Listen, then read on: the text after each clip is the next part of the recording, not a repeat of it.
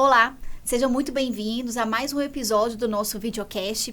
Eu sou Débora Ribeiro, jornalista, e hoje eu recebo aqui mais uma vez o Alessandro Goulart, psicólogo, e a Roberta Andrade, nutricionista, para um papo muito legal sobre os avanços da eletroestimulação no nosso cérebro. Vamos lá? Olá, Alessandro, seja bem-vindo. Bom dia, Roberta. Muito obrigado. Hoje nós temos a Roberta aqui, inclusive, temos muito que estar conversando, tem muito assunto novo. Tem muita novidade chegando aqui também, que nós já estamos aplicando lá na clínica. Perfeito? Te agradeço muito. Eu que agradeço. Roberta, seja bem-vinda. Queria que você começasse se apresentando, para quem não te conhece ainda. Fique à vontade. Bom dia, sou Roberta Andrade, nutricionista, e hoje eu trabalho, especializado em biofísica, trabalho com detox orgânico do organismo, de patógenos, toxinas, e a gente vai bater um papo bem legal, linkando essas questões, de depressão, esquizofrenia, que está tudo ligado a essa área aqui também. Alessandro, queria que você começasse trazendo pra gente, as novidades, atualizações aí, da sua área, você que vem participando de vários congressos, eventos, o que mudou nos últimos tempos? Bom, nós temos atualmente o eletroencefalograma, que o nosso é quantitativo. Você consegue jogar na tela para mim, por favor? E aí eu vou demonstrar um pouco sobre o que é que nós estamos fazendo lá no SIMP, tá? Pode ver que isso aqui é um eletroencefalograma e nós temos alguns trechos do eletroencefalo que nós precisamos descartar e outros nós vamos estar utilizando. Então, o que acontece? Rola a tela só um pouquinho para mim. Pode rolar, rola para baixo. Isso. Tá vendo que ali, ó, no cantinho tem uma interferência?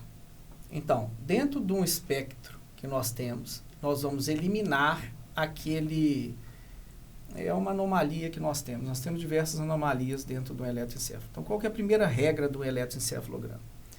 Nós fazemos uma coleta perfeita. Se nós não fizermos a coleta perfeita no eletroencefalograma, nós não temos como quantificar esse eletroencefalo. Então, nós temos, primeiro, qual que é a primeira regra de um eletroencefalograma quantitativo? Uma coleta limpa e perfeita. Por que é que nós temos isso? E aí eu vou desenrolar para uma outra parte, Débora, que é muito importante dizer hoje. Antes, nós tínhamos os protocolos bem definidos na eletroestimulação, ou nós ativamos ou nós inibimos. Qual a área cerebral? E os protocolos nós tínhamos definido de depressão, tínhamos os protocolos definidos de ansiedade, para TDAH, transtorno de déficit de atenção e hiperatividade, para autismo. Com o advindo das tecnologias que elas vão melhorando, hoje não tem como mais nós falarmos apenas de um transtorno. Nós precisamos de falar sobre como é o processamento cerebral. Então, quando aquela pessoa chega na consulta, eu preciso de, primeiramente, fazer um EEG para ver o funcionamento daquele encéfalo. Por quê? Se eu não tenho a dimensão de como aquele cérebro processa informação, eu não tenho como dizer de um diagnóstico, e sim de um processamento cerebral. Então, você que está buscando um tratamento seguro e eficaz na área, de reabilitação, livre de medicação, a estimulação transcraniana veio como uma resposta à sociedade de tanta medicação que está se tomando. Perfeito? Eu já falei isso em outros, em entrevistas que nós tivemos. E o consumo de benzodiazepínico até 2017 era 56 milhões. Em 2018 era em torno de 27, 28 mil caixas de clonazepam. Em 2017, 56 milhões, nós já passamos da casa dos 100 milhões. Há algo na sociedade que as pessoas não estão dando conta. E o que é isso que as pessoas não estão dando conta na sociedade? É um inquérito que a gente tem que fazer. Por que é que está tão difícil? E só a medicação não é uma resposta a isso. As tecnologias neuromodulatórias, elas vieram prontamente a estar respondendo a isso para falar de reabilitação para essa pessoa. Então, quando eu digo assim, essa criança tem TDAH, perfeito. Será que é TDAH mesmo? Perfeito. Por quê? Quando essa criança chega lá para uma avaliação, nós não fazemos a avaliação comum que se tem de se ver como essa criança comporta para necessariamente já mandá-la para uma medicação. Só uma pergunta, Alessandro. A criança, né? Você tocou num ponto importante. A partir de qual idade que é possível fazer um diagnóstico em criança? Porque isso é uma dúvida, né, de muitos pais. Olha, o eletroencefalograma, nós conseguimos quantificar a partir dos 8 anos de idade, já consegue-se ter um espectro de avaliação para esse eletroencefalo. Qual idade pode se tratar crianças com TDAH? Nós já tratamos crianças lá de 4 a 5 anos de idade, tá? A criança chegou lá extremamente irritada, extremamente ansiosa, ela não se comportava. Recentemente, inclusive, nós acabamos de tratar uma criança de 5 anos, era tida com TDAH, e essa criança, ela não conseguia nem conviver com outras crianças. E a mãe deu um feedback essa semana para nós, que nós ficamos muito felizes com ele. Eu vou compartilhar com vocês esse feedback, porque o TDAH, ele é um transtorno, e o nome já traz isso, porque é transtorno, tá? Todo mundo fala da pessoa que está sofrendo, sim, realmente a pessoa está sofrendo, mas os familiares em conjunto também estão. Por quê? O que acontece numa situação dessas? Eles têm uma expectativa para que aquela criança consiga se inserir na sociedade e o transtorno não deixa. Então, mães e pais sofrem muito com TDAH. Então, o retorno dessa mãe para nós, ele já está agora na 15ª ou 10ª sessão, que ele já está fazendo a neuromodulação. E a mãe passou para nós que ela consegue ir ao banheiro sozinha hoje. Imagina o tamanho do sofrimento dessa pessoa para relatar para nós que hoje ela consegue ir ao banheiro sozinha. Então, além desse que ela trouxe, que essas foram nas sessões iniciais, agora ela relatou que ele uma coisa tão simples, pode parecer, mas para quem está sofrendo não é. Ele consegue nadar. Ele não nadava numa piscina maior, né?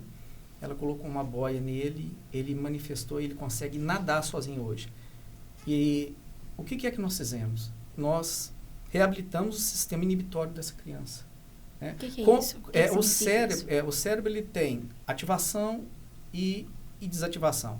Ativação e inibição. Ativação, é assim que ele trabalha.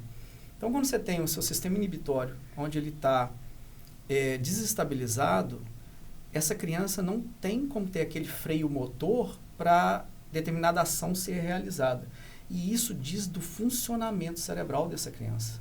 Então, quando você pega uma criança, né, e aí quando eu EEG, a partir de 8 anos, nós conseguimos mensurar, nós já temos uma noção desse encéfalo, como ele processa a informação.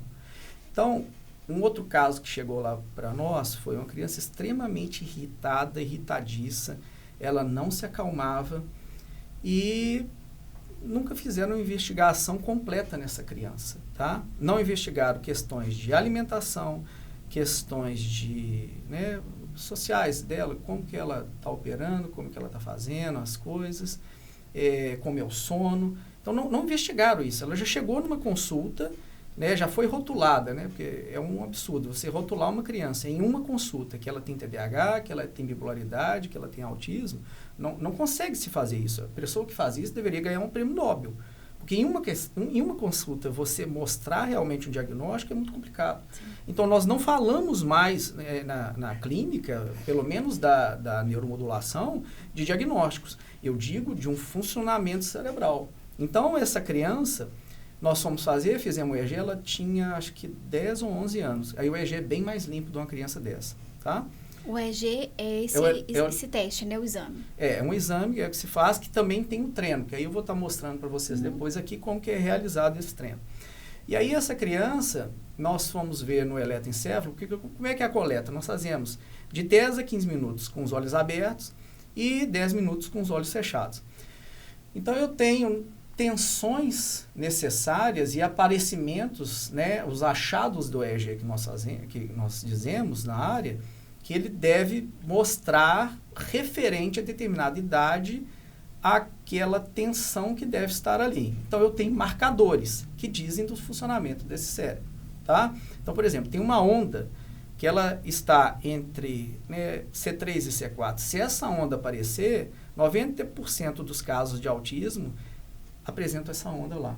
Então, ela já vai me dar um indicativo que essa criança realmente pode estar processando e ela tem autismo. Tem como livrar do autismo? Não. Tá? Mas, como esse cérebro vai operar, nós temos como melhorar isso. Então, todo aquele transtorno que se trazia absurdamente, nós vamos atenuar. Então, no caso dessa criança, por exemplo, ela... No caso de criança, é a partir de qual idade que pode ser feito já o uso, né, dessa ferramenta? É isso que eu falei. Essa, por exemplo, que nós tratamos mais recente lá, 5 anos de idade, reabilitou. Mas eu falo de usar o recurso, né, da eletroestimulação. Tem a partir de uma certa idade? Sim, 5 anos já consegue ter um resultado satisfatório, né? Nós já tratamos de mais novo, mas era um caso muito grave mesmo. A criança não se, né, restabelecia de forma alguma.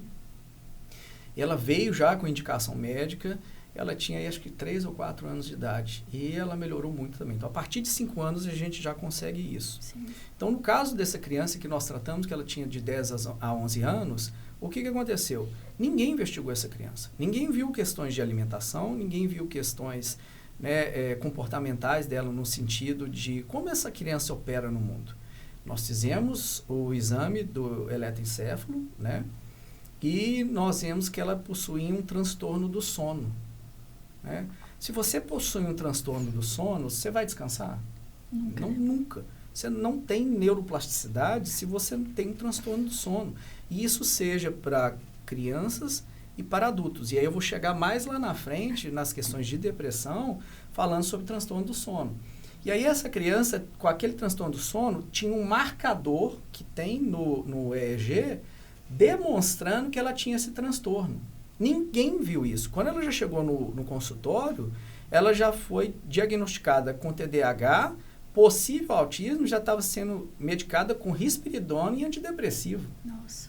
Então, isso é uma realidade hoje, a hipermedicação que tem da sociedade, para conseguir incluir essa criança, mas não investigou realmente o que é que essa criança, quem era realmente essa criança, qual era esse cérebro que estava diante de mim. Não foi na causa, né? Nós somos na causa. Aí, nós, né, indicamos um médico clínico para fazer uma avaliação, descobriu que essa criança tinha uma alergia grave. Ela tinha uma alergia que foi tratada.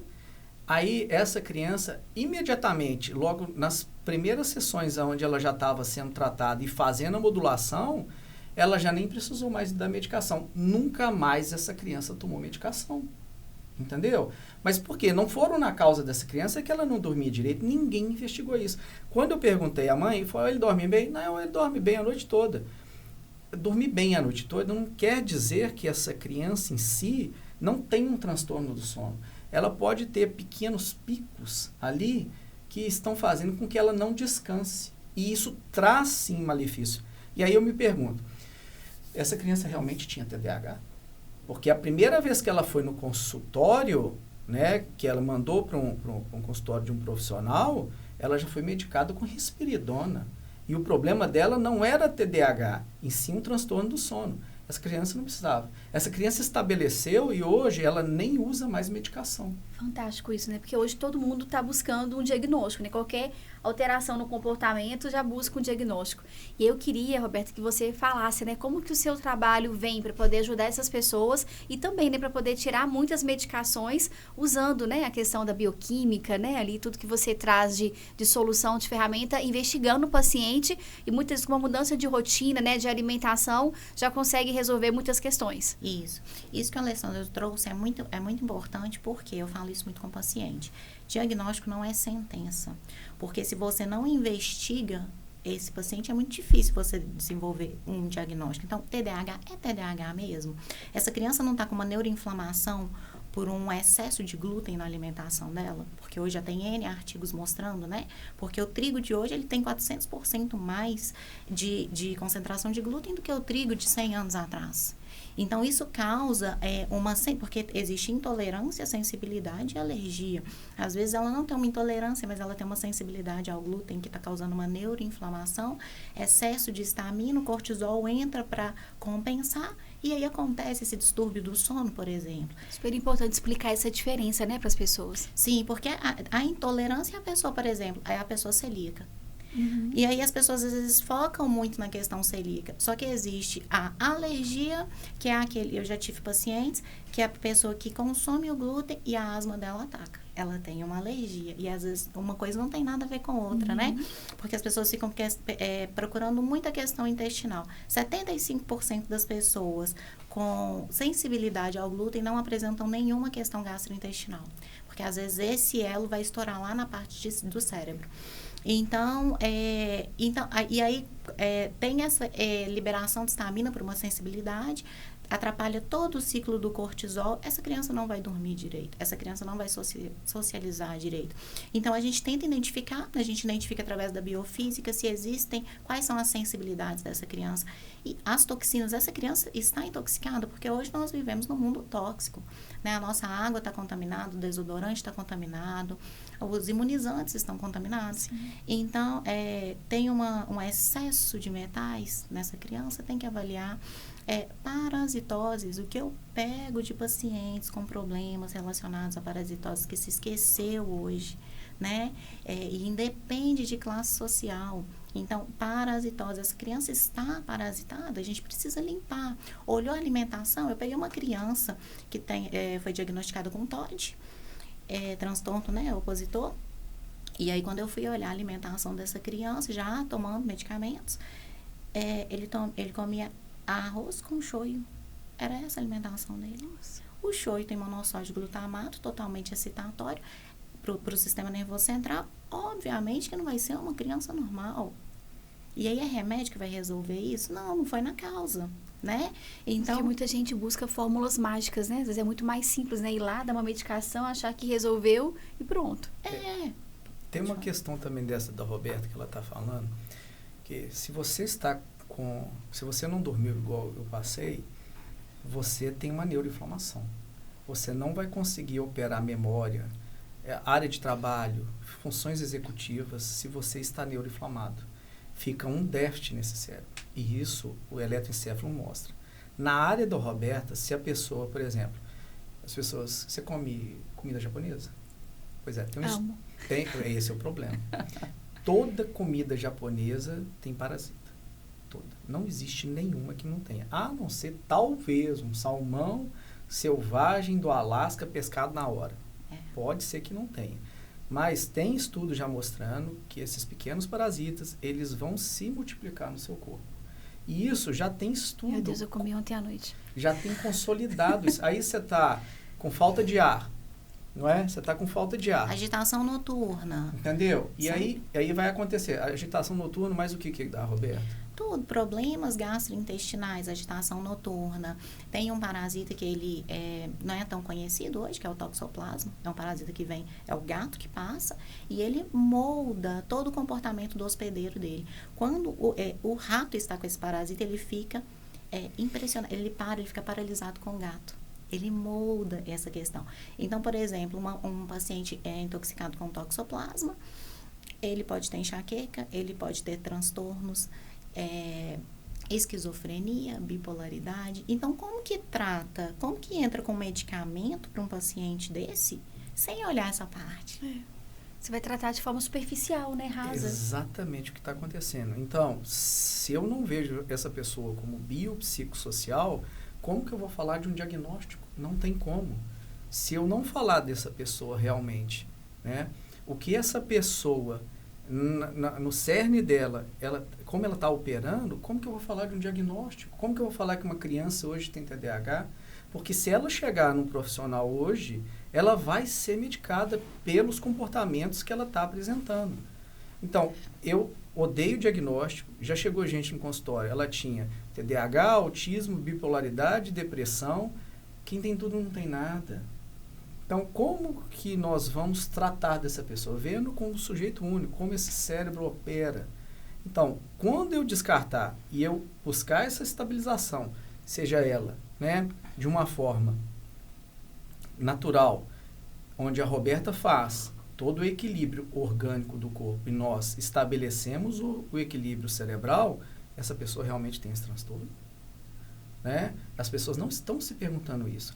E a neuromodulação, a estimulação transcraniana, veio para solucionar esse problema que nós estamos hoje na sociedade extremamente medicada, onde nós temos recursos hoje necessários para estabelecer que esse cérebro trabalhe mais eficientemente. Que legal. E o mais bacana é esse olhar individual de verdade, né? Esse cuidado, né? Essa atenção, se importar com o paciente, né? De entender as causas e não só ali, né? Passar uma receita de bolo, mandar a pessoa de volta para casa e o problema não resolve. Porque hoje os pacientes que chegam no meu consultório, eles estão super alimentados, porém desnutridos, né? Super alimentados, intoxicados e desnutridos. Por quê? Porque a gente estava até conversando nos bastidores, uma questão de um paciente que ele estava com uma rachadura no pé e melhorou depois da desparasitação. Por quê? Porque os parasitas competem com os nutrientes que seriam pra gente, né? Os metais tóxicos, eles bloqueiam receptores. Então, as pessoas estão cada vez mais super alimentadas, desnutridas e intoxicadas. Se não mexe, eu brinco que eu explico para paciente, porque eu e a Alessandra, nós trabalhamos juntos, né, com alguns pacientes, e o resultado é fantástico, porque eu falo o seguinte: eu tiro o que está atrapalhando, entro com o nutriente que está faltando e ele organiza o que bagunçou. Maravilhoso. Organiza a casa. Organiza Exatamente a casa. isso. Eu vou demonstrar aí alguns slides aqui. Você poderia passar para mim, por favor? Bom, vamos lá. Eu vou estar fazendo uma pequena explicação do que é que nós estamos fazendo para vocês compreenderem, tá? Então, isso aqui é um EEG. O que acontece no EEG? Aquele que eu mostrei, nós temos um EEG limpo e um EEG com artefatos. No artefato, nós podemos encontrar muscular, ocular e um elétrico. E tem até um mecânico, que é onde a pessoa pode dar um pico, né, cardíaco, pega, ela dá uma mexida na cadeira. Então, qual que é a regra, né, básica do EEG? O exame é um pouco chato, porque a pessoa tem que ficar imóvel durante um tempo, mas vão ser apenas 25 minutos da vida. Agora, imagina ficar 25 minutos com um TDAH e um autista. É bem complicado, né? Tem softwares hoje que a gente consegue limpar esse EEG, que ajuda demais a nossa vida. Então, mas se a coleta for muito suja, a gente não consegue, né, limpar esse EEG, porque nós trabalhamos com EEG quantitativo, tá? Então, quando eu tenho, né, esses artefatos, eu consigo excluir. Por quê? Na hora da coleta, a pessoa, sem querer, ela vai fazer isso aqui na cadeira, ela vai dar uma mexida. Então, isso vai aparecer, não tem como eu ficar parando o exame por conta disso, nós conseguimos descartar. Pode passar para o próximo. Esse é o ponto de coletas que nós temos do encéfalo, né? Nós fazemos a regra 10-20, tem outras regras que são usadas para outros estudos, mas, em geral, essa regra, onde nós fazemos a medição completa do encéfalo, ele já nos mostra como o mapa do cérebro vai ser formado. Então, eu tenho do lado esquerdo, ele é mais lógico e sequencial, e do lado direito ele é mais emocional, perfeito? Isso já está em literatura, tá? Isso explica bem sobre o funcionamento do encéfalo e o que é que nós estamos buscando. Pode passar para o próximo. Então, a regra que nós temos, né, no eletroencéfalo, a partir desses achados, se eu tenho uma região no cérebro onde eu deveria ter determinada onda e ela não está, nós podemos inibir ou reforçar essa onda dependendo do que nós acharmos desse cérebro. Então, existe regra clara apenas, vai fazer isso para todo mundo? Não mais hoje. Se você trabalha com neuromodulação e você não faz um EEG, você trabalha no escuro, você não sabe o que está fazendo. É a mesma coisa, antigamente, quando, vamos imaginar um médico, sei lá, 300 anos atrás, a 200 anos atrás. Ele tinha que só trabalhar clinicamente, imaginando que poderia estar dentro do corpo. Com o advindo do raio-x, né, ressonância magnética, e entre outros exames, ele te dá um mapa daquele corpo, dizendo o que ele deve ou não fazer. É muito mais exato. E neuromodulação você deve fazer com quem realmente conhece, tá? É uma área que está em ascensão, mas tem muitas pessoas chegando que não tem a menor noção do que está se fazendo e trabalha errado. Então, se você faz neuromodulação com uma pessoa que não tem, né, expertise na área, você pode se prejudicar muito. Porque um cérebro, onde você mexer nele e for equivocado aquela intervenção, você vai ter que esperar mais 1 ano para buscar novamente fazer outra modulação para que aquela pessoa busque se reabilitar. Então, neuromodulação deve ser realizado com quem conhece. E quem conhece faz o eletroencefalograma. Perfeito? As pessoas que são realmente, né, as que são adequadas a estar fazendo uma neuromodulação, elas utilizam a eletroencefalograma antes de qualquer estimulação para saber desse mapeamento do encéfalo. Isso eu estou falando a partir de 8 a 10 anos. Antes disso, nós já temos alguns marcadores que dão para essa criança que nós conseguimos neuromodular. Então, nós temos inibir ou reforçar esse encéfalo. Então, a partir dos achados que eu tenho do neurofeedback, eu consigo inibir ou reforçar esse encéfalo. Pode passar. E aí, eu tenho, quando eu disse dos achados, esses são os achados do EEG. Então, eu trouxe alguns que são interessantes estar passando, que, por exemplo, até os 10 anos de idade, a criança deve apresentar um marcador na região parietal, principalmente em alfa. Alfa é uma onda intermediária entre as altas e as baixas. Alfa está entre 8 e 12 Hz, perfeito? Qual que é o marcador ideal para um adulto? Na região parietal, quando você tem acima de 10, você vê um cérebro saudável. Abaixo disso, de 10 a 40 anos, o cérebro da pessoa está comprometido. Então, ela vai ter dificuldade de associação, dificuldade de memória, memória de curto prazo, memória de longo prazo, associação e funções executivas. Por quê? Na área de associação do cérebro dessa pessoa, ela está disfuncional. Perfeito? Então, quando eu tenho, né, até os 8, 10 anos, uma determinada tensão em parietal, ela me diz do funcionamento desse encéfalo. Se eu não fizer o neurofeedback, eu não consigo ter esse marcador. Mas o neurofeedback também trata. Pode passar o slide. Esse é um caso que nós estávamos lá no consultório que chegou. Uma moça jovem, de 21, 22 anos de idade, com o cérebro extremamente neuroinflamado. Pode ver aqui no slide as ondas. Nós estamos com ondas rápidas e esse cérebro processa muito rápido essas ondas. Não deveria estar aí esse marcador, que é isso que eu posso falar, tá bom? Então, como eu tenho essas ondas altas nesse local, ele me mostra de uma neuroinflamação. Esse caso, eu trabalhei junto com a Roberta, perfeito? E aí eu vou passar para o próximo slide, eu quero que vocês atentem bem nesse slide, porque no próximo slide nós repetimos esse exame dela 10 dias depois. Pode passar para o próximo. A neuroinflamação diminuiu. E aí ela tinha marcadores de alimentação, transtorno do sono, irritabilidade, que fizeram com que o cérebro dela ficasse daquela forma. Nós utilizamos, né, a Fala para mim o nome que você faz direitinho, Roberto. A biofísica, né? A biofísica.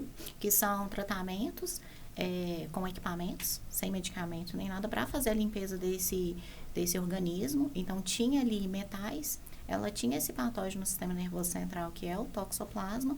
Então, nós tiramos e com a eletroestimulação normalizou. Nós conseguimos estabilizar. Então, ela chegou com um diagnóstico lá de borderline, de TDAH, uma pessoa extremamente impulsiva, que não conseguia, não tinha retenção de memória, e em 10 sessões essa pessoa já teve uma reabilitação. Então, eu posso falar que essa pessoa era solta hoje. Então, hoje eu digo que eu falo de um marcador que é preponderante para se tratar hoje em saúde mental é o que esse cérebro apresentou para mim. Como esse cérebro processa informação. E essa pessoa parou de usar, inclusive, medicação. Perfeito? Impressionante, né? Pode passar para o próximo, deixa eu só acabar.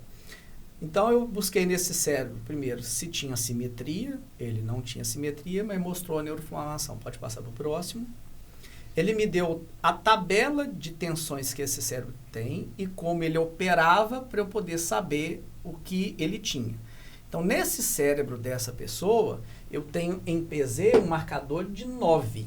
Essa pessoa, pela idade dela, deveria ter pelo menos 10. Eu sei que o cérebro dela operava errado. Então, por que é que ela estava cansada daquela forma? Porque na região de parietal, que é para a formação de ondas alfa, ela não tinha boa produção de ondas alfa. E isso propiciou que ela não tivesse velocidade de processamento. Como que eu vejo essa velocidade de processamento? Eu pergunto para a pessoa assim, 1 mais 1 é quanto? 2. A pessoa já respondeu rápido. 1 mais 1 é 2. Isso é de uma lentificação. O cérebro, ele tem de 50 a 400 milissegundos para ter essa resposta. O cérebro mais rápido no mundo, tá? E não existe um cérebro que tenha processamento maior que esse. O máximo é 400 milissegundos. O cérebro tem uma regra de 50 a 400 milissegundos. Se você tem alguma informação que ele não vai identificar, ele tem de 50 a 400 milissegundos para adquirir aquela informação ou para abandonar. Isso diz do funcionamento do cérebro. Perfeito? Pode passar. E aqui eu tenho um outro caso de uma pessoa que é mais velha. Ela já está com 50 anos de idade. Então, quando você de 0 a 40, você tem um marcador. A partir de 40, é normal que se caia um determinado valor por ano. Perfeito? Essa pessoa apresentou no marcador dela 9,57. Essa pessoa está atualmente com fadiga mental. Então, como que nós vamos tratar essa pessoa? Então, essa pessoa já estava tomando antidepressivo, essa pessoa já estava tomando várias medicações, vários psicofármacos, mas ninguém investigou nela como esse cérebro atuava. A partir de nós termos isso, nós estabilizamos o cérebro dessa pessoa. Pode passar o slide. E aí, no próximo exame, que ele já tinha feito a neuromodulação, passou para 10,57. Esse cérebro começou a atuar mais rápido agora. Então, essa pessoa deixou as medicações, essa pessoa estava estabilizada e essa pessoa consegue hoje operar muito melhor do que estava antes. Quer falar, bem? Pode continuar. Aqui é o mapa de tensão de simetria que esse cérebro me dá, pode passar. E aqui eu tenho um treino do neurofeedback. Perfeito? Como aquela onda estava disfuncional no cérebro, o que é que eu fiz? O treino funciona dessa maneira. Eu tenho que fazer o exame, ver como esse cérebro opera. A partir de como eu vejo que esse cérebro opera, eu vou treinar a onda necessária para estabilizar esse cérebro. Perfeito? Ao estabilizar esse cérebro, eu tenho aquele ganho. Esse treino é interno. Perfeito? Então, quando eu treino o cérebro internamente, eu consigo treiná-lo para que aquela onda chegue aonde ela precisa, porque ele sozinho não iria conseguir, voltando ao funcionamento ideal daquele encéfalo. Mas como eu sei isso? A partir dos achados do EEG. Perfeito? Tem um videozinho aí, você podia passar para mim? Nesse que eu te mandei. Eu vou mostrar aqui na tela um treino do neurofeedback. Perfeito? Aqui o cérebro está ligado ao computador online. Pode aumentar. Eu faço uma interface do cérebro com o computador. E eu sei como esse cérebro está processando informação. Perfeito? Então, dá só um pause. Eu vejo luz. Quando a tela ela pisca, falta a onda no encéfalo da pessoa. Isso, pelo princípio do comportamental, bem skiriano mesmo. SRC, estímulo, resposta, consequência. Eu faço um estímulo, o cérebro tem a resposta que tem a consequência. A consequência é estabilizar esse funcionamento. Então, quando a pessoa está assistindo, fazendo alguma tarefa, eu ensino a ter aquela onda, eu treino aquele cérebro para ter a onda novamente. Consequentemente, quando eu treino aquela onda para estar naquele local, eu aumento a perfusão daquele cérebro. Irrigação sanguínea melhora naquele cérebro, naquela região, possibilitando essa estabilização, tá? É uma área onde tem maior produção de conteúdo no mundo hoje, é a da neuromodulação. Pode continuar. Esse é o treino que nós fizemos na pessoa. Nós estamos trabalhando em duas áreas cerebrais, em CZ e em F3, perfeito? Essas são as regiões que nós estamos trabalhando. Essa pessoa já está estabilizando. Perfeito? Ó. Agora, se essa pessoa não tiver uma nutrição necessária, como que esse cérebro vai operar? Como que ele vai ter, né, ATP necessária para manter? Então, quais são os biomarcadores, Roberto, que você usa lá? Bioquímicos ou biofísicos? Aí é com você. Porque eu utilizo os dois, né? Na minha parte biofísica é onde eu investigo, porque, por exemplo, principalmente nessa parte cerebral, os metais alumínio, chumbo e mercúrio, eles passam a barreira hematoencefálica, então não adianta a gente fazer muita coisa antes de limpar, melhora, mas tá ali, né? Em algum momento. Não resolve, né?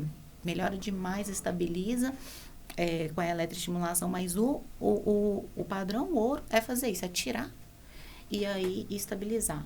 E na parte de bioquímica, a gente olha toda essa questão inflamatória. Então, como que está a homocisteína desse paciente? Como que está a glicação? Esse paciente está glicando? Como que está... Vitamina B12. Ferro. Porque chegam pacientes, por exemplo, com diagnóstico de Alzheimer, de demência, como a vitamina, eu já peguei, B12 de 180. Como que você define que essa pessoa tem Alzheimer com uma B12 de 180? Não tem como. E aí, você vai fazer o EEG, essa pessoa está desnutrida. Tem um marcador lá. Vai meter medicação numa pessoa dessa já? Entendeu o tamanho do problema que nós estamos? A medicação, o que eu ganho talvez num ano, uma rede de farmácia que está aí vende numa loja delas num dia. Entendeu? É muito mais fácil. Eu pego a pílula mágica e vou me curar com ela. Exatamente. Entendeu? Lembra do Soma do Aldo Huxley? Que as pessoas estão tomando para ficar anestesiadas? Talvez seja isso. As pessoas não estão dando conta da sociedade e estão fazendo as perguntas erradas. O que é que eu devo fazer, então, para me estabilizar, para poder melhorar? Bom, beleza, o estilo de vida tem relação direta com essa pessoa, tá? Consumo de álcool é bom, Roberto? Para ninguém. Entendeu o que eu estou te falando? E aí, nós estamos numa sociedade que é o seguinte, principalmente aqui na cidade de Belo Horizonte, onde nós estamos, né? O que acontece? Eu vou sair para...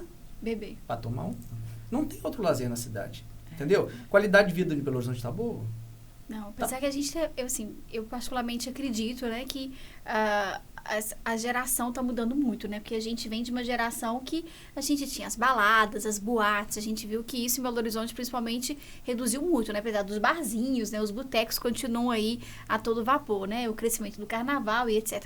Mas a gente vê que também está acontecendo uma mudança de comportamento da sociedade, né, a nova geração cada vez buscando dormir melhor, fazer atividade física, se cuidar mais, né, treinar, ir para academia, e as pessoas também, né, 30, 40, 50 mais, cuidando mais da saúde. A gente tem visto esse movimento, né, pelo menos de forma ali mascarada. Pois talvez, ótimo, eu até acredito nisso, né, da saúde, da gente ter que preocupar, mas não é só isso. Né? Não adianta você... Mas as questões mentais estão aí, né, a saúde mental está gritante. Aí será que não é uma compensação porque eu estou doente mentalmente? Né? Aí a pessoa faz... agora está na moda das bicicletas, né? Você vê um monte de bicicleta aí. Aí a pessoa pedala de segunda a sexta, vai fazer triatlo no sábado, não sei o quê, e ela não pensa sobre a própria vida. E a própria vida da pessoa está extremamente esvaziada. Ela não está cheia de si mesma. Ela precisa de encher de outras coisas para dar conta do mundo. Né? Mas aí está fazendo esse monte de exercício, mas está tomando remedinho lá para dormir. Será que realmente essa pessoa está saudável? Sim. E o que é realmente hoje, a gente tem que pensar o que é uma pessoa realmente saudável. Né? Eu acredito piamente em uma pessoa que está estabilizada.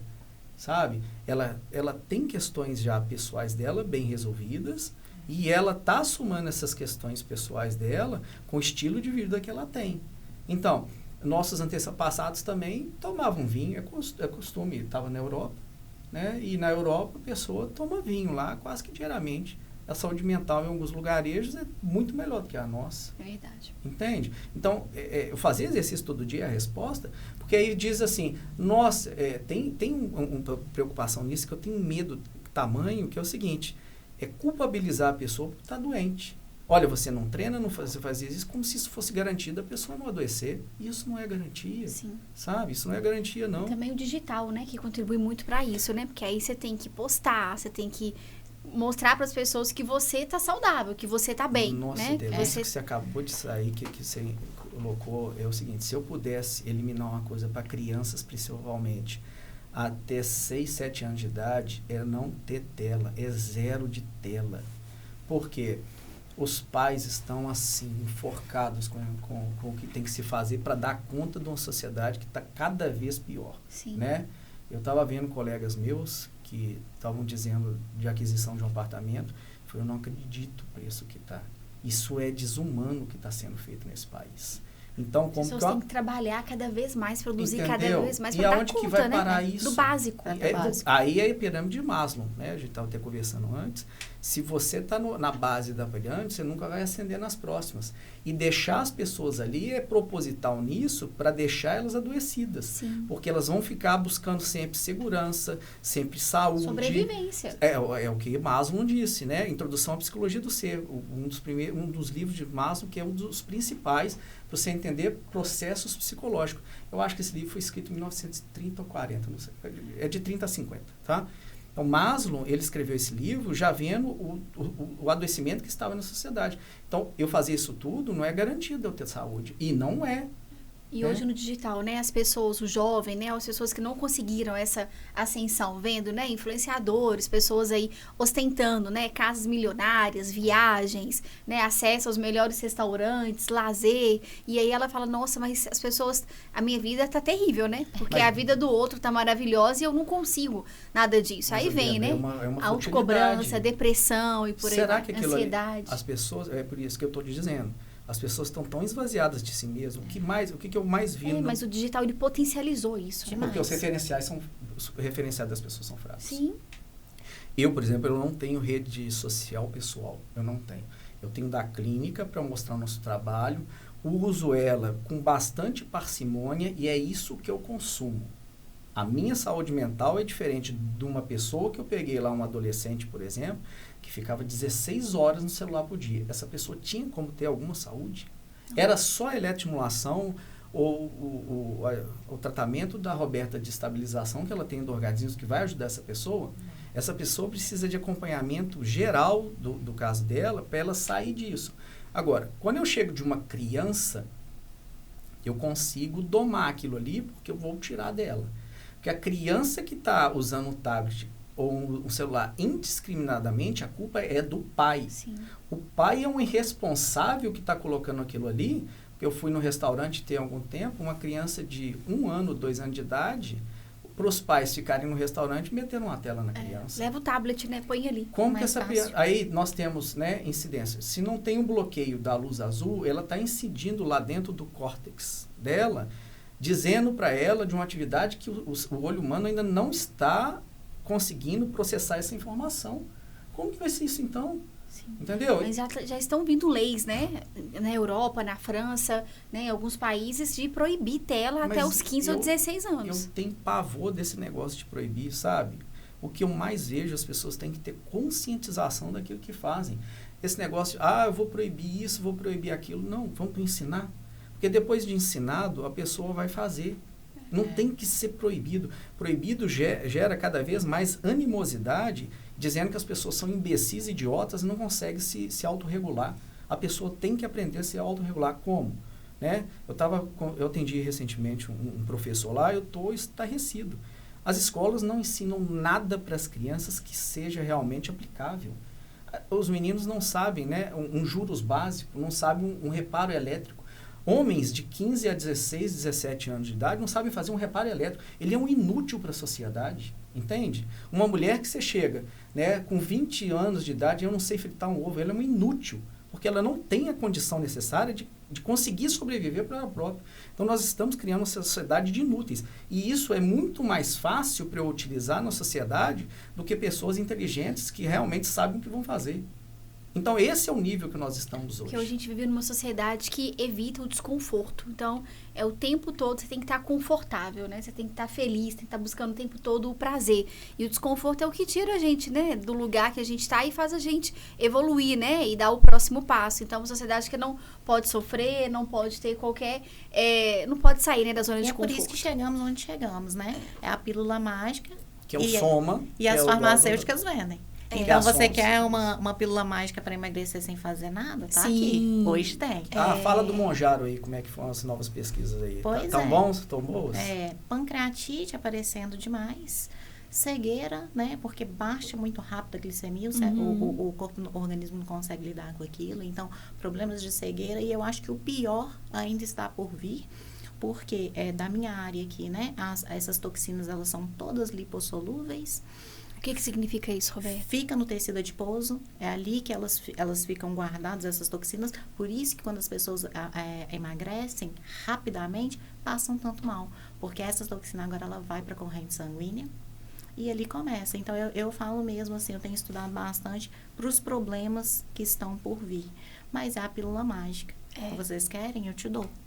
Né? E a gente vê uma sociedade do sobrepeso, que aumentou, né, alarmantemente os números, né, do brasileiro, né, com sobrepeso, e agora a sociedade da magreza, né? Mas já os estudos já mostram, né, que 80% voltam ao peso atual, ao peso anterior, porque não mudou a mentalidade. Sim, porque o que o monjaro, o que as pessoas pensam? Que o monjaro, por exemplo, ele te emagrece, ele queima a sua gordura, você para de comer. Ele aumenta a sua saciedade, né, por mecanismos ali do GLP-1 e tudo mais, e você para de comer. Só que você não mudou a sua cabeça em relação à comida. O problema da obesidade, ela tá aqui. Então, quando você vai ter que parar de tomar em algum momento. E quando parar, a cabeça é a mesma. Ou vai ter que tomar para sempre, né? Eu tinha uma colega minha que ela trabalhava só com laudo para bariátrica. Ela entrou na depressão, coitada, e ela nunca mais fez nenhum laudo de bariátrica. Por quê? Porque todos os casos que ela deu o laudo, depois a pessoa voltou a ganhar o peso e ela tem uma questão que não tem absorção. Como é que é isso? Perde a absorção, não é? O bariátrico, ele não absorve mais as vitaminas lipossolúveis. Então, ele deixa de absorver vitamina D, tudo isso ele deixa de absorver. Então, acabou. A vitamina B12, ela não absorve mais, o complexo B. Então, isso tem que ser injetável. Tanto que os bariátricos, eles já sabem disso, eles tomam injetável mensalmente, né? Só que não é só isso. Você deixa de absorver um monte de nutrientes. Então, a pessoa, ela fica desnutrida. É por isso que tem tanto. Aí começa a ter os problemas de sarcopenia, porque não tem o músculo ali, né? Emagreceu, ficou só gordura. O que vai segurar aquele osso? Sim. Então, assim, mas é a pílula mágica. Sim. Então, sempre que procurar, vai ter. Eles vão ter para entregar. Porque a pessoa não quer sair, voltando àquele papo, do desconforto. Sim. Né? Então, eu tenho que mudar minha mentalidade, eu tenho que ir para uma academia, eu tenho que comer melhor, mas se conscientizando disso. Isso não existe. Então, toda vez que procurar uma pílula mágica, eu quero entrar numa questão aí que você acabou de dizer, que é o seguinte. É para a saúde, até concordo. Mas essa sociedade da magreza, quem é que diz que tem que ser magro? Quem é que tem? Você tem que ter um corpo saudável, beleza, não pode ser obeso, beleza? Mas quem é que diz que tem que ser magro? Quem é que diz que tem que ser esquelético? Quem que disse isso? A internet. Os padrões, né? Isso eu vou falar, isso é muito sério. Quem você segue nas redes sociais diz muito sobre você, tá? O que eu mais pego no consultório, que adoece as pessoas, são os referenciais dela. Porque nós somos a média, né, das 5 pessoas que a gente mais convive, né? Hoje a gente não está conseguindo conviver tanto mais, né, presencialmente, mas você está na internet ali acompanhando. Eu queria aproveitar, Alessandra e Roberta, né, esse momento da nossa conversa para trazer uma convidada, que é a Juliana, né, que tem um relato muito interessante que passou, né, por um acompanhamento, né, com o Roberto e com você também, né, Alessandra? E conseguiu perder 8 quilos, né, de forma saudável, sem fazer dieta. Eu queria que ela compartilhasse esse depoimento com a gente. O caso dela é bem mais complexo que só o peso, tá? E a Ju é uma querida, tá? Ela é especialista ela é psicóloga também, ela é especialista em ERN1, perfeito? E vai falar prontamente sobre isso, sobre burnout e toda essa condição também na sociedade. Legal, vamos convidá-la. Quero dar boas-vindas aqui para a Juliana, né, nessa conversa, que vai trazer aqui um relato que eu tenho certeza que vai impressionar muita gente. Ju, se apresenta, por favor. Obrigada, gente. É um prazer estar aqui com duas pessoas que fizeram uma modificação muito grande na minha vida, né? Eu falo que eu vendo mais eles do que o meu produto. Eu sou psicóloga, hoje eu sou especialista em NR1, né? Eu vim de um burnout, seguido de várias outras situações que eu vou tentar explicar rapidamente para vocês terem noção da extensão do problema e de como foi resolvido num período muito curto. São 15 anos fazendo tratamento neurológico contra uma enxaqueca em salvas. A enxaqueca em salvas, ela tem um determinante grave, que você tem que usar oxigênio para ela poder abaixar. Então, eu tinha que estar sempre indo ao hospital para poder, né, fazer o uso do oxigênio e fazer o controle da enxaqueca. Porém, eu fui bariátrica, eu sou reversão de bariátrica, e no período de bariátrica, eu comecei a ter picos absurdos de hipoglicemia severa. Geralmente, quem tem hipoglicemia também é diabético. Então, tem o controle entre o uso do remédio de diabetes e a estabilização, né, com a insulina. Como eu não era diabética, eles não localizavam como resolver o meu problema. E eu cheguei a um ponto tão sério de entrar em coma glicêmico, e o coma glicêmico ele mata em 3 minutos, que eu fiquei 6 meses internada no hospital. Eu sou o primeiro caso no Brasil e o segundo caso no mundo. Houve um caso em Houston igual ao meu, que chegou a falecer.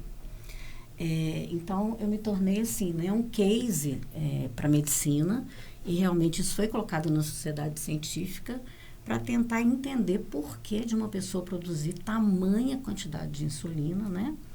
E eles não achavam uma solução. Começaram, eu tinha vários catéteres no corpo, porque a glicose, ela tem uma densidade que entope. Então, como eu tinha crises constantes, né? Cada hora era um catéter que era injetado. Só que quanto mais glicose colocava, mais insulina produzia. Então, não havia resultado. E eu fiquei num andar oncológico de pâncreas. Pâncreas é um órgão que tem pouquíssimo possibilidade, né, pela medicina, de sobrevivência. Então, você imagina bem, Roberta, eu via pessoas morrerem todos os dias. E eu ficava me perguntando, eu vou ser a próxima, né? Eu estou aqui há tanto tempo, não acham uma linha. Então, a minha depressão, ansiedade em relação a tudo aquilo que eu vivia, de ver pessoas que eu convivia, às vezes um mês e meio dentro do hospital, indo embora, as famílias, né, em prantos, e a ter parado de trabalhar, uma pessoa que era, né, antigamente a gente chamava de workaholic, né? Hoje eu vou explicar, inclusive, o que é o burnout e o que tem a ver com essa época da tendência do workaholic. Então, eu precisei de, inicialmente, reverter a bariátrica para tentar entender o excesso já de anemia que eu estava, essa questão toda, né, de não absorver, né? B12 minha era absurdo. E parava o tempo todo para tomar ferro, para tomar... Então, eu vivia medicada para estar naquela condição de corpo magrelo, né? E com isso a enxaqueca aumentava mais ainda. Eu entrei num looping absurdo. Esse médico de Houston, que perdeu esse paciente lá em Houston, né, descobriu uma técnica no meio da cirurgia, mesmo perdendo o paciente, mas que poderia funcionar comigo, mudando um pouco o trânsito do que ia ser feito. Então, eles desfizeram a minha bariátrica, né, porque era bypass, então era aquela que só costurava um pedaço e deixava ainda, né, o estômago dentro do corpo. E, ao mesmo tempo, a minha possibilidade já de ter um câncer pancreático era 90% de certeza para eles. Porque o câncer de pâncreas é dificílimo de ser localizado. E, geralmente, você só descobre quando ele já está no estado praticamente terminal. Então, o primeiro médico que veio de São Paulo, eles usaram uma agulha com movimento em toda a minha parte arterial. e jogaram um calciônico para produzir, para estimular a produção de insulina, para entender em qual parte do fígado e do pâncreas aquilo estava sendo estimulado. Qual que era a ideia, então? Descobrindo isso, eles tirariam ou a cauda, ou o corpo, ou a cabeça do pâncreas. Todos eles me dariam uma condição de vida com risco, né? E, para maior susto deles ainda, quando eles fizeram essa cirurgia, nenhum deles atuava sozinho. Então, a ideia era retirar o meu pâncreas. E eu teria uma sobrevida por pouco tempo. Eu não autorizei a cirurgia e falei, gente, eu prefiro, então, né, parar por aqui. Com isso tudo, a depressão, a ansiedade foi aumentando demais, né? E eu tinha uma empresa nessa época e continuei trabalhando de dentro do hospital, porque dono não tem jeito, né? E eu cheguei no estágio, assim, de começar a recuar ao ponto de não querer escutar mais médico falar, não querer receber mais visita, não querer saber mais quem estava no quarto do lado. E como psicóloga a gente acaba apoiando, né? A família, etc e tal. E eu me calei completamente. Comecei a sentir um pouco da visão como cegueira, né? Eu estava com 50 quilos, muito magra, e só medicamento. A enxaqueca passou a ser diária. Então, eu dormia e acordava com oxigênio, morfina, Rivotril, e até a minha fala provocava a queda de insulina. Saí de lá com essa cirurgia de reversão e com uma retirada de grandes pontos do pâncreas, mas em pedaços, como se fossem para eles detectarem se em algum lugar, para ele ser esponjoso, né, existia um dos cânceres que também é esponjoso dentro dele. E nenhuma das 100 amostras que foram retiradas apareceu nenhum tipo de câncer pancreático. Bom, fui liberada porque comecei a melhorar com a questão da reversão da bariátrica e dessa retirada desses pontos. E falei, vou voltar para a minha vida. Um mês depois eu descobri que minha mãe estava com câncer terminal. E aí ela morreu, aí a depressão acabou. Eu não saía mais da cama, eu não levantava, eu passava 3 dias sem tomar banho. E não é porque eu não queria tomar banho, eu nem sabia em que dia que eu estava, né? Muito medicada, muito sedada, já recuperando o peso, porque quem reverte uma bariátrica tende o organismo a ler o peso que você tinha anterior. E aí o meu corpo passou a voltar mesmo, sem ser uma comida excessiva, né? Então, eu fui ganhando peso. O meu ponto de rejeição da sociedade, de televisão, de qualquer coisa, era tão grande que quando meu marido ia chegar do trabalho, eu tomava Rivotril antes para dormir, para não ter que conversar. Eu passei a dormir 6 horas da tarde. E eu tenho um sobrinho que ele é especial e indicaram para ele fazer, né, o tratamento da eletroestimulação em São Paulo. Não sabia se ainda que tinha né, nós já tínhamos aqui em Belo Horizonte o Alessandro, né? E ela falou comigo, Ju, é muito caro, porque a gente tem que ir para São Paulo, né? A gente tem que ficar lá durante 20, 30 dias para fazer o tratamento. Tem uma curiosidade disso, Ju, que você está falando, que vem gente de São Paulo para cá para tratar com a gente, que o custo é menor. Exatamente. Pra você ter uma ideia. Então, a pessoa vindo de São Paulo para cá, fazendo a mesma coisa, e às vezes nós fazemos, em muitos casos, com mais expertise do que eles lá. A pessoa sai de São Paulo, fica com hotel, com tratamento aqui, e ainda sai muito mais em conta do que ela realizar o procedimento em São Paulo, tá? Eu tenho uma perspectiva no SIMP, que é o seguinte: eu tenho esse olhar humano para as pessoas, que nem tudo na vida é só dinheiro. Você tem que ter esse olhar humano para as coisas, porque se eu faço o que fazem em muitos lugares, eu não vou dar acesso a muitas pessoas que precisam desse tratamento e não conseguiriam ter acesso. Sim. Tá? E foi exatamente isso que aconteceu, né? Eu falei, para São Paulo eu não consigo ir, né, para para você ter uma ideia, o tratamento lá diário era 3 vezes o valor do tratamento que hoje o Alessandro pratica aqui. E eu falei assim, bom, como o telefone hoje lê tudo que a gente fala, né? Eu todos os dias jogava eletroestimulação transcraniana, Belo Horizonte. De repente, plif, me aparece no Instagram, Simp, e o Alessandro falando. Eu falei, opa, de onde que ele é? Quando eu vi que era de Belo Horizonte, eu não pensei 2 vezes. Eu marquei a consulta e cheguei lá e o Alessandro foi fazer, né? Contei todo o meu relato. Nós fizemos, né, o mapeamento lá do crânio. Era o caso, ele olhou para mim, o olho dele estatelou. Né? Ele falou, você é um desafio para mim. Só que aconteceu que a máquina dele de eletroestimulação transcraniana magnética tinha acabado de chegar. A novinha, a nova, né? Que tem, e que tem um resultado muito mais rápido, né? São 2, em teoria, né, que é o que se tem, que tem mais pesquisa, tá? São 2 máquinas, a Neurosoft e a Neurostar. Eu tenho a Neurosoft. Uhum. E aí, eu acho que foi a primeira pessoa que ele tratou na Neurosoft, e no 5º dia, uma pessoa que não saía de casa, que não queria conversar com ninguém, que dormia às 6 horas da tarde fugindo. Meu marido é fantástico, mas porque eu não queria conversar, né? Eu vivi na cama, eu não saía da cama. Para nada, eu pegava o que quisesse comer e deixava no lado, e assim, até preguiça de levantar para ir ao banheiro. Eu falava, daqui a pouco eu vou. Não tinha realmente mais ânimo, né?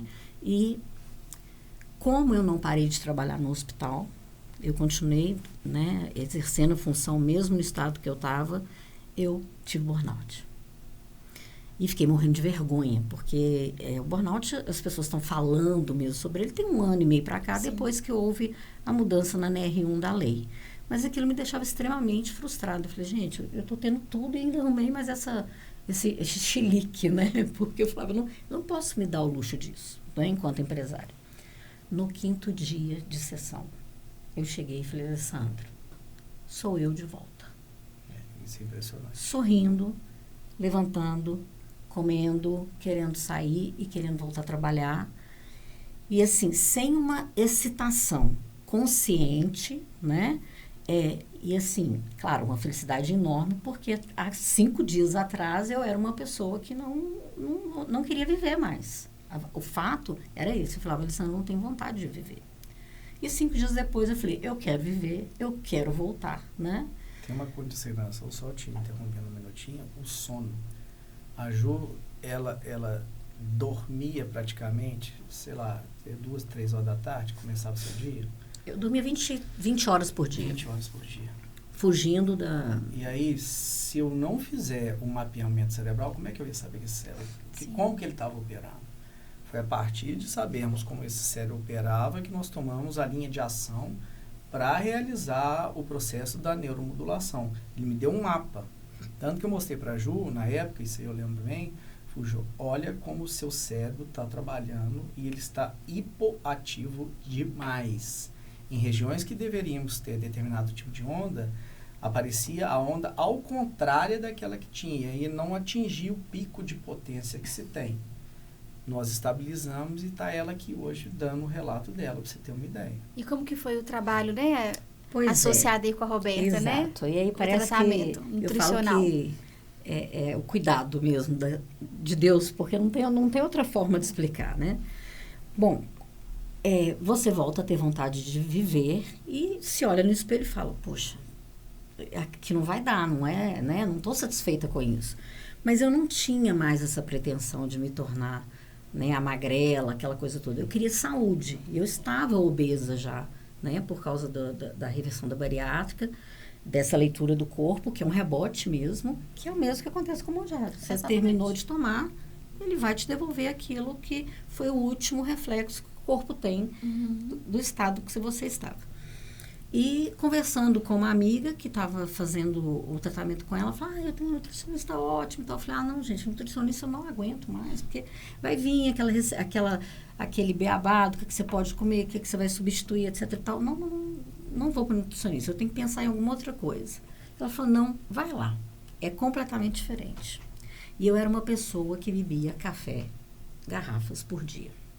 E adorava, né, o sabor do café com um docinho, café com alguma coisinha assim. E cheguei lá, a Roberta, né, fez todos esses testes. E quando veio o café, assim, ela falou assim, você não pode tomar café de forma alguma. E tem uma coisa disso que você falou, que a Roberta vai acabar comentando, que alguns alimentos são altamente neuroinflamatórios. Açúcar é um deles. Então, quais os alimentos que são mais neuroinflamatórios, Roberta? Açúcar, glúten, leite, por conta da caseomorfina, né? Então, os carboidratos refinados em geral. Hoje, cada vez mais as pessoas desembalam mais e descascam menos. E isso inflama. Então, duas questões são que causam grande neuroinflamação, que é o problema. A alimentação e a falta de sono. Ou o excesso de sono. Quais os efeitos, né, dessa inflamação pra gente no dia a dia? É tudo isso. Então, por exemplo, às vezes vem como... Porque eu falo assim, um corpo inflamado, cada um tem seu elo mais fraco, tá? Um são o fígado, o outro é o cérebro. Então, vai estourando seu elo mais fraco. Se o glúten... Tem uma coisa que chama mimetismo molecular. O que é isso? Tem uma cadeia de aminoácidos no trigo, no glúten, na gliadina do glúten, que parece com a nossa tireoide. Quando a gente faz uma hiperpermeabilidade intestinal, passam coisas que não deveriam passar para a corrente sanguínea. Quando o corpo ataca aquilo, vai por mimetismo, porque a cadeia aparece, ataca também a tireoide, você tem um tireoidite Hashimoto. Se vai para o cerebelo, você tem tremores essenciais. Então, cada um vai no elo mais fraco daquela pessoa. E aí, o fígado está muito ligado com o pâncreas. Eles trabalham junto o tempo inteiro, né? E quando eu via o aparelho, né, me mostrando que aquilo realmente o meu corpo repelia, é uma mudança de mindset. Você fala, gente... É uma consciência, é uma consciência diferente, né? E eu estava com a toxo, também, né? Era a causadora da enxaqueca. Da enxaqueca dela.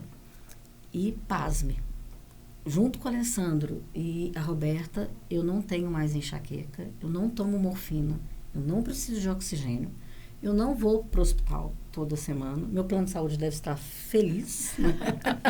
Está recuperando, né, todo o gasto. Mas tem isso que ela está falando, só ela sente na vida realmente o tanto que foi, sabe, sofrido isso. A gente tem que ter empatia, um dos princípios básicos que nós temos. Peraí, deixa eu ver esse ser humano como um todo aqui para poder tratar ele, entendeu? Sim. Porque quando você vê o tanto que essa pessoa... É um tratamento multidisciplinar, né? Como é multidisciplinar, né? Tanto que é o nome da clínica. Então, deixa eu ver essa pessoa como ela todo, né? Num todo, para conseguir tomar uma tomada de ação. Porque a pessoa que está com aquilo ali, somente ela realmente sabe a dor daquilo. Muito legal, muito legal. Roberta, e o que culminou, né? Eu com o burnout, quando eu descobri, eu comecei a ver a Isabela Camargo também falando sobre o burnout que ela teve. Até então tinha um preconceito muito grande de, né, falar que além de tudo eu ainda estava com burnout. E o burnout acabou com o tratamento. E aí eu falei, bom, entrou a NR1 e eu sabia que a primeira causa, né, nós tivemos casos, agora saiu essa semana que em 2025, acima de mais 100 mil casos, nós tivemos 500 mil de afastamentos. Em 2024 nós tivemos um pouco menos. E o burnout, ele ainda não existe um tratamento farmacológico, né, que realmente resolva imediato. E quem que adoece de burnout? É quem é muito inteligente, trabalha muito e gosta do que faz. Então, a gente passa a não ter limite de horário, né? Não vou ficar aqui mais um pouco, eu vou continuar desenvolvendo. E então, você não percebe que o seu corpo precisa do descanso e você está feliz com o que você está fazendo, né? Você dá conta, você entende. E eu não tinha essa percepção. E as pessoas precisam realmente entender que existem limites. E aí, qual que é o problema da sociedade atual? Se você não está produzindo, você é um fracassado, que estão dizendo nas redes sociais. Por isso que eu digo, cuidado com quem você está seguindo, que está cheio de imbecil e idiota dizendo para você, sendo que o cara não tem essa mansão que você está dizendo. Tem um mercado já, que é o que se tem, onde se aluga avião, se aluga carro, se aluga casa para filmar, para dizer de alguma coisa, de muita bobagem. Aí fica todo mundo, né, acordando 4 da manhã, né, pra começar com o Milagre da Manhã. Que é uma e aí assistindo a live 6 da manhã, e você já tem que treinar, você acorda 4 tomar pra poder... banho gelado de manhã cedo. Tomar banho gelado, né? Entendeu? Banho de gelo, né, passar pelo fogo. Qual empresário antigamente, bem sucedido, fazia isso? Fazia nada disso. O cara trabalhava muito, entende? Mas assim, qual é a contrapartida que você tem disso aí que você está dizendo, entendeu? O quanto é que eu preciso realmente, né? Aí você tem que definir isso na sua vida. O quanto é que eu preciso para eu poder estar bem. Para viver. Definir um padrão de vida, né? Mas aqui tá bom, ok. E não isso. Seria mais ou menos isso, entendeu? Eu não preciso de ter isso. Isso aqui para mim tá bom. Aí tem um livro, Luc Ferry. Eu não sei se é Aprendendo a Viver ou Ensinando a Viver. Eu esqueci o título agora. Mas ele diz muito disso, sabe? O que é realmente você quer na sua vida. Sim. Estão te dizendo para você isso, né? Não que nós não sejamos, de alguma parte, referência de alguma coisa que nos trouxeram, né? Por exemplo, tem algum bolo que você gosta, alguma coisa, uma comida que você gosta, fala para mim. Não vou falar comida japonesa, né? Porque eu descobri que faz tá mal. Café também não pode. Não, café pode. Depende da sua... Depende de cada um. Porque eu amo cafeteria, uma experiência de cafeteria. Cara, eu fico pensando assim, porque é uma das coisas que eu acho no mundo, que assim, uma coisa que eu condeno totalmente é droga. Sabe? As pessoas que vendem drogas vão pagar uma conta com Deus muito grande. Porque o estrago que isso faz na vida da pessoa é inenarrável, tá? Mas eu não sei porque eles brigam com o droga, porque tem tanto café bom, cara. Tem. Então você vai ali, por exemplo, no Verde Mar, né? E tem até, hoje tem o Vine, que é clube de assinante de vinho. Eu esqueci o nome. Tem um clube de assinante de cafés. Sim. Cafés especiais. Cara, nossa, aquilo aqui tem um Desk Coffee, bom. tem uma marca de café, Como é que é o nome? Desk Coffee. Desk Coffee. É o Paul, né, que é o responsável aqui. O sogro é produtor de café no sul de Minas. Não tem jeito não ter ser ruim um trem desse, não. Isso é bom demais. É muito bom. Entende? Agora, uma coisa muito legal, Ju, que você trouxe, né, essa questão do burnout, é que geralmente a pessoa que tem burnout, ela não se permite descansar e ela sente culpa, né, quando ela tá descansando. Que é isso que eu tô falando. Quem incutiu essa culpa nessa pessoa? Entendeu? Você não tem que ser produtivo toda hora, todo momento. Entendeu? Você pode fazer determinadas ações, que aí o que acontece? O curso desses mega... esses gurus, né, da internet. Que está ensinando. Não, você é um babaca porque você não está produzindo. Eu vi uma vez crianças, né, de 14, 15 anos. Não, eu já estou produzindo isso, já estou produzindo. O que vai passar nessa cabeça desse menino quando ele for um adulto e começar a realmente ter frustração na sociedade? Porque todos vão ser e todos têm que ser frustrados. Como que vai lidar com a frustração mais na frente? A gente vê muito na internet, enquanto uns dormem, nós fazemos negócios, né? E a pessoa não descansa, não se permite, né, parar, e uma hora essa conta vai chegar. Exatamente. E chega, né? E chega a conta, não tem jeito, você não vai fugir dela. Eu acho que o pior do burnout é porque ele é muito além de uma crise de depressão. Você se sente completamente impossibilitado. Então, por exemplo, você imagina, eu era empresário, eu tinha minha empresa, eu não conseguia chegar na porta da empresa. O burnout é isso, ele queima, ele é o esgotamento no máximo, ele te queimou. Você começa a ter pânico, né, daquilo ali. E o nome em si é isso, burnout queima, burnout, ele te queimou, é isso. De uma coisa que eu amo fazer, né? Então, assim, eu falava, meu Deus, mas como é que eu não consigo entrar na empresa que eu amo, né? Que era o meu sonho, mas o burnout não te permite isso. E aí, voltando um pouquinho também para a Roberta, eu só de cortar as coisas que me inflamavam, porque aí veio uma consciência mesmo, né? Eu perdi 8 quilos em um mês. Fantástico. Né? E de forma saudável, né? De forma sem dieta, na verdade. Porque nós testamos, né? E aí eu vi os alimentos que eram compatíveis com o organismo dela. E aí eu falei, Ju, você vai comer só o que tá aqui. Deu fome, olha essa lista e come o que tá aqui. E aí veio a perda dos 8 quilos. E a toxo, você brincou comigo e falou assim, eu acho que a enxaqueca vai passar. Foi. Falei, eu acho que a partir de agora você não vai ter mais enxaqueca. Sensacional, gente. Eu queria muito agradecer. Deixa eu só... O caso da Ju traz esse do burnout que está acontecendo, Débora, no sentido seguinte. 7 em cada 10 pessoas são mulheres que estão adoecidas na sociedade. Nós precisamos urgente de começar. Por quê? Nós temos um índice de procura. Tem homens que procuram? Sim. Mas são de 30% a 40%.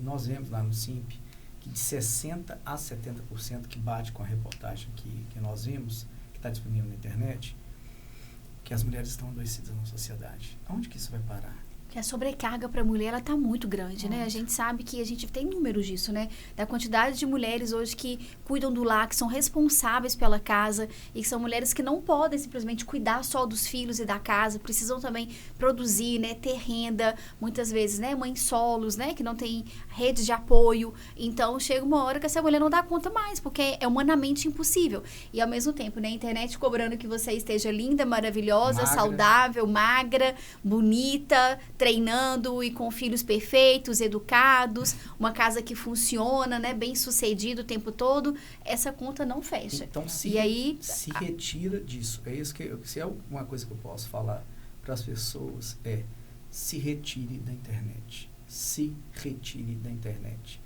tá? O índice de adoecimento, de ideação aumentou de 2008 para cá, com o advindo dos smartphones, com o advindo das redes sociais, porque está ensinando as pessoas que o caminho que elas seguem é o pior. Então, vamos começar a repensar a vida, porque tanto homem quanto mulher são preponderantes para a formação da sociedade. Se nós não tivermos esse equilíbrio novamente que está acontecendo, sempre alguém vai estar pagando mais a conta. E quem está pagando hoje essa conta maior é a mulher. Como então vamos tratar das mulheres no sentido de cuidado? A gente tem visto o aumento dos infartos, né? Todos os problemas de saúde. É impensável a mulher nos anos 30 infarto. Ou 40 anos de idade. Entendeu? Menos de 40 anos de idade. Entende isso? Então, como repensar então essa vida? Né? Sim. Precisa sim entrar em tratamento para que isso seja efetivado e conhecer mais do histórico dessa pessoa para conseguir tratar ela realmente. Porque isso é uma consequência. Eu quero convidar vocês também, eu vou estar dando uma aula totalmente gratuita, perfeito? Onde essa aula eu vou estar falando para você sobre neuromodulação, sobre eletroestimulação transcraniana, sobre EEG, sobre diagnósticos de TDAH, de autismo. E essa aula vai ser totalmente gratuita, mas ela vai ser com vagas reduzidas. Nós vamos colocar essa aula nas redes sociais e é só você se inscrever, lembrando que são, né, número de pessoas limitadas, e ela vai estar disponível no nosso portal e nós vamos estar avisando nas nossas redes sociais quando vai acontecer. Tá bom? Maravilha. Alessandra, quero agradecer muito, né, por esse bate-papo. Eu acho que vai ajudar a contribuir, né, com muitas pessoas. A Juliana também, né, pela coragem de estar aqui compartilhando, né, essa vivência. Roberta, e queria que cada um aqui deixasse uma mensagem, um recado final para quem está assistindo. É o recado que eu sempre deixo para os meus pacientes, né? Diagnóstico não é sentença, sempre tem o que fazer. A gente precisa aprofundar para ver o que de fato está acontecendo nesse organismo e entrar ali no como é que fala? Na homeostase. Repito exatamente isso que a Roberta falou. O diagnóstico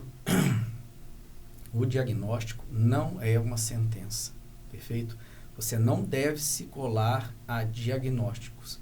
Depois do advindo das técnicas neuromodulatórias, eu preciso de falar de um funcionamento cerebral, como esse cérebro processa informação, para depois dizer sim de um diagnóstico. E aí eu quero convidar vocês a estarem seguindo a nossa clínica SIMP-BH. Começa com C, perfeito? C-I-M, perfeito? P-B-H. Nós estamos na internet, estamos no YouTube e também estamos no Instagram. Será um prazer recebê-los em nosso espaço para fazer a sua avaliação e você começar a mudança. Eu tenho uma frase que diz assim: a mudança começa somente quando você vai em busca dela. Então, nós queremos ser esse mecanismo junto com você para a sua mudança. E eu vou puxar um pouquinho para o mundo corporativo, né? Que é onde está instalado o burnout, exatamente porque eu não desejo para nenhum líder e para nenhuma pessoa que tem essa vontade de trabalhar, né, essa alegria né? E de viver, de passar tanto tempo tomando medicamento para tentar, em algum momento, acertar de novo o reequilíbrio. Com o tratamento feito, né, para essa equipe maravilhosa aqui, e eu não preciso ficar... Eu sou a resposta disso. A rapidez da saída do sofrimento, que eu acho que é mais importante. Porque quem tem um burnout, assim, não tem como você explicar qual é o tamanho da sua dor e de todo o processo de tristeza e de angústia. Então, assim, mais do que nunca, essas soluções que eles trazem têm que ser muito divulgadas, porque elas vão ajudar as pessoas a sofrerem por menos tempo, testarem por menos tempo medicamentos, né? E voltarem de um modo diferente, consciente. Então, para mim, assim, ainda é muito pouco divulgado soluções que são rápidas, né? E realmente efetivas. Eu sou a resposta aí da cura muito rápida em relação a tudo que eu passei. Maravilha, Juliana. Obrigada, gente. Obrigada mais uma vez. Obrigada a você que esteve aqui com a gente. Deixa aqui seu comentário, sua sugestão de um próximo tema que você gostaria também de assistir. E até o próximo.